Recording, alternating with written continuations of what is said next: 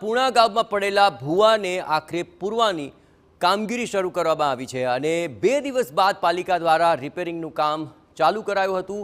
શનિવારના રોજ ભૂવો પડ્યો છતાં કામગીરી નહોતી કરાઈ।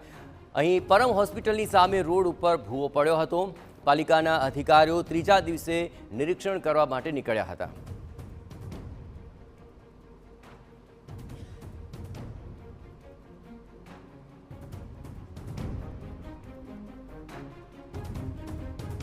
આવતાની સાથે સુરત મહાનગરપાલિકા દ્વારા શહેરના અલગ અલગ વિસ્તારોની અંદર કરેલી જે કામગીરી છે તે છતી થતી હોય છે, કારણ કે તેનું નિરીક્ષણ છે માત્ર ચોમાસાની અંદર જ થતું હોય છે, કારણ કે અધિકારીઓ તો કાંઈ ચોક્કસપણે કોઈ રિપોર્ટ આપતા નથી, કારણ કે સુરત શહેરના અલગ અલગ વિસ્તારોની અંદર ચોમાસાની અંદર રોડ બેસી જવા, મસ્ત મોટા ભૂવા પડવાની જે ઘટનાઓ છે તે બનતી હોય છે। ત્યારે દ્રશ્યોની અંદર જોઈ શકાય છે કે પૂણા જે કેનાલ રોડ છે ત્યાં મસ્ત મોટો જે ભૂવો છે છેલ્લા 2 દિવસથી જે પડ્યો હતો અને ત્યારબાદ આજે વહેલી સવારથી સુરત મહાનગરપાલિકાની જે ટીમ છે તે આ ભૂવાને રિપેરિંગ કામ કરવા માટે પહોંચી છે, કારણ કે ભૂવો પડ્યો હતો શનિવારના રોજ।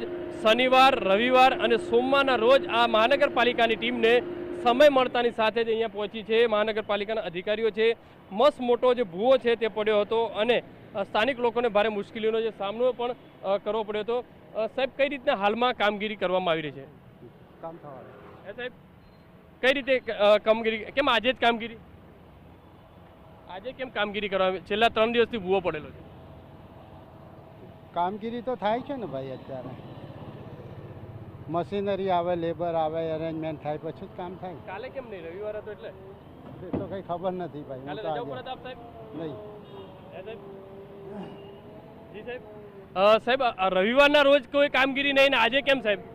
જે રીતે અધિકારીઓ છે તે બોલવાનું નામ નથી લઈ રહ્યા, કારણ કે રવિવાર હોવાથી એસએમસીના અધિકારીઓ રજાના મૂડમાં હતા, એટલે આવતીકાલે આખો આ રોડ છે આ જ રીતે દ્રશ્યો જોવા મળ્યા હતા। લોકોએ ભારે મુશ્કેલીનો જે સામનો છે તે કરવો પડ્યો હતો।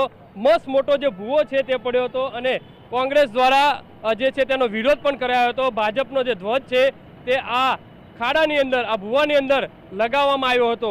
એટલે કહી શકાય કે મહાનગરપાલિકાના અધિકારીઓ છે જ્યારે પોતાની રજા છે તે મૂકીને રિપેરિંગ કરવા માટે પહોંચ્યા ન હતા। એટલે કહી શકાય છે જ્યારે 2 દિવસ બાદ મહાનગરપાલિકાના અધિકારીઓ છે આ રિપેરિંગ કરવા માટે પહોંચ્યા છે અને રિપેરિંગ કેવું કરશે તે પણ એક મોટો સવાલ છે, કારણ કે સુરત મહાનગરપાલિકાની અંદર પ્રી મોન્સૂનની જે કામગીરી છે તે છતી જતી હોય તે રીતના નજરે પડી રહ્યું છે। કેમેરામેન સંજય ચંડલ સાથે બલદેવ સુથાર, TV9 સુરત।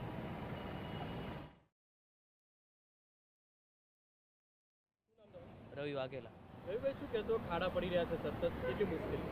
ઘણી મુશ્કેલી થાય છે। અહીંયા જ નહીં, રેલવે સ્ટેશન રોડ ઉપર વધારે ઘરનાળું છે, ત્યાં બી વધારે ખાડા છે। સુરત મહાનગરપાલિકાએ ધ્યાન આપવું જોઈએ। ચોમાસામાં કઈ રીતે સ્થિતિ થતી હોય છે, કેટલી હેરાનગતિ? સુરત મહાનગરપાલિકાએ જોયું જ છે અને બધા વિડીયો વાયરલ થાય છે, એ પ્રમાણે બધાને તકલીફ બી થઈ છે। ઘણી જગ્યાએ એક્સિડન્ટ થાય છે, ઘરનાળા પાસે ધ્યાન વધારે આપવું જરૂરી છે। આ મસ્ત મોટો ભૂવો પડે છે, કેટલી મુશ્કેલી દરરોજ આવવા જવામાં? અવર જવરમાં મુશ્કેલી છે વધારે ઘણી।